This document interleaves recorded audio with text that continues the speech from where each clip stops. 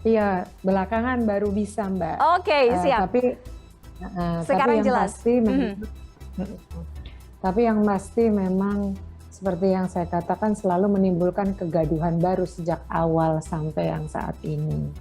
Sejak peristiwa POP, ya, program organisasi penggerak, sampai tidak ada Kiai Haji Hashim Asy'ari, sampai sekarang apa tuh namanya peta jalan, dan ternyata terbukti sekarang di UU Sisdiknas. Oke. Jadi ini bukan saja persoalan tidak ada madrasah, dan itu sangat prinsip, ya, sangat prinsip tidak ada, dan nggak boleh itu dijadi penjelasan. Penjelasan tuh bukan sumber hukum.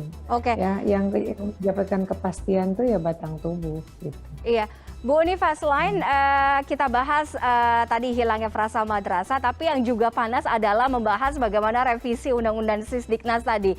Kalau tadi Pak Indra sudah, mungkin Bu Unifa dengar atau tidak, tapi sudah sedikit-sedikit curi dengar. Kalau Pak Indra sampaikan, kalau ngomongin soal kebutuhan, ya jelas memang butuh untuk membereskan masalah-masalah yang ada di dunia pendidikan yang sudah mengakar selama ini. Tapi transparansinya nggak ada, pelibatannya juga tidak ada. Kita nggak tahu ini mau dibawa kemana, isinya bagaimana, apakah itu sesuai dengan prioritas, visi, dan misi. PGRI sendiri melihatnya bagaimana, Bu Unifa? Iya, kita ini jadinya sambung tersambung gitu, walaupun nggak pernah, jarang sekali kita bertemu, bahkan nggak ketemu. Jadi pikirannya satu pikiran. Dalam satu konferensi kerja nasional, guru-guru udah jelas, apalagi jelas meminta untuk ditunda. Bahwa pembaruan itu penting, dan kita itu sangat menanti adanya pembaruan di Undang-Undang Sisdiknas. Tapi kata Mas Indra tadi, itu kan harus didiskusikan secara matang. Jadi sebelum-sebelumnya kalau Undang-Undang Sisdiknas misalnya kita yang ambil contoh, itu selalu ada panjanya dan melibatkan banyak pihak bertahun-tahun untuk mendefinisikan apa yang disebut dengan pendidikan dan belajar saja. Itu harus dari perspektif yang psikologi, ahli pendidikan dan lain sebagainya, sehingga memang kita berharap bahwa yang namanya RUU ini dapat menjadi undang-undang pendidikan yang komprehensif, futuristik, bisa menangkap pesan tapi berbasis pada nilai-nilai. Nah, sekarang tuh jauh. Nah, kemarin kami RDPU, Aliansi Penyelenggara Pendidikan, Mas Indra, katanya saudara-saudara kami di Komisi 10, even naskah resminya apa tuh belum terima, dan ini kan menjadi sebuah keanehan. Pertanyaan berikutnya adalah kenapa sih kok buru-buru? Itu.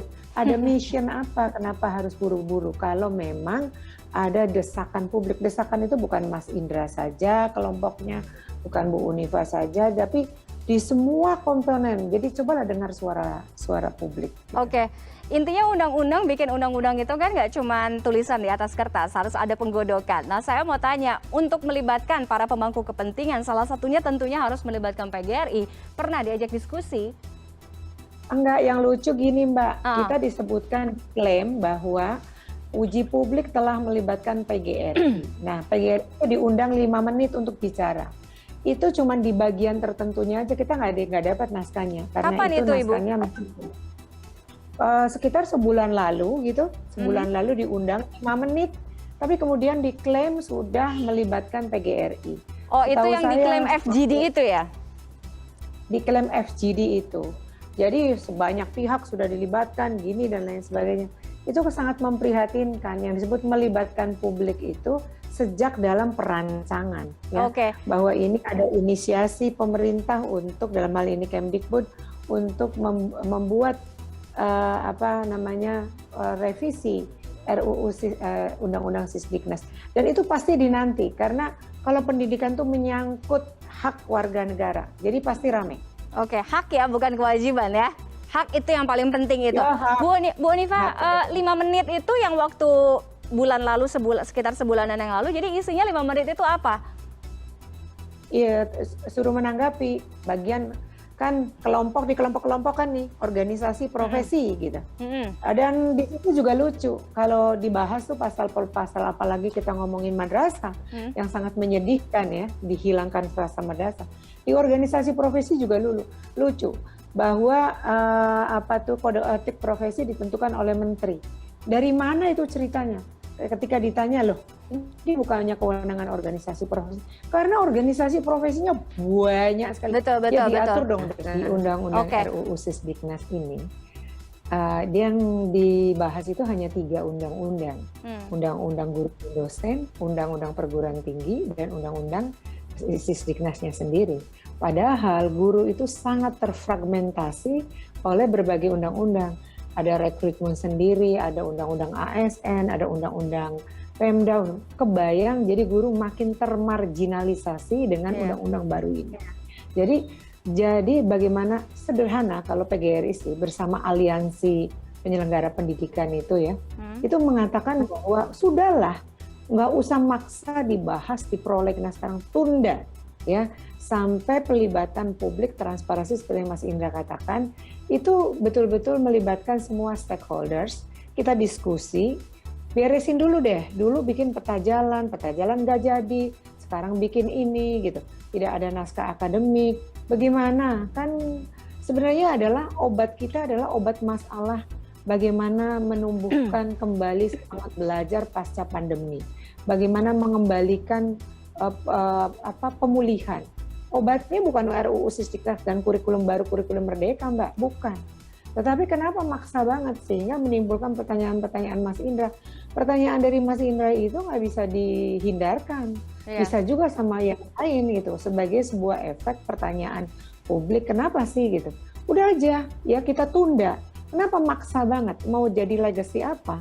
Legacy, kalau legacy itu ya sesuatu yang baik. Kalau legacy sesuatu yang buruk, misalnya baru saja didaftarkan, rame-rame orang-orang seperti Pak Indra, kami juga dan lain itu berpikir untuk secara hukum meninjau kembali. Dan itu energi keluar habis dan tidak ada manfaatnya sama sekali. Baik. Bu Unifa, ngomongin soal transparansi juga tadi saya kelewat, PGRI sudah terima draftnya? Enggak. Belum. Saya belum. Jadi kita ngomongin sepanjang ini pun juga PGRI sebagai salah satu yang kuncinya pun juga tidak pernah sampai dengan hari ini, walaupun sudah diikut atau diajak ikut FGD yang 5 menit itu, belum terima draftnya? Belum, jadi lucunya tuh draft nggak tahu. Yang bergentayangan dari satu WA ke WA berikutnya, lalu kita bahas, kita diskusikan gitu. Dan pada waktu saya ada acara formal dengan mereka, saya minta boleh nggak dikirim. Oh gampang, mana ada yang kita tutupi sebentar dikirim, tapi begitu kita kejar ya sampai hari ini nggak dapat. Dan itu udah berlangsung berapa lama mengejar untuk minta draft itu? Ya hampir 2 bulan. Baik. Sayang sekali ya, tidak ada. Jangan dipaksakan. Udah. Semua komponen tuh rasanya hampir semua komponen masyarakat mengatakan hal serupa. Kenapa sih harus bikin gitu? Nggak usah lah bikin gaduh. Kami malam hari ini sehat selalu.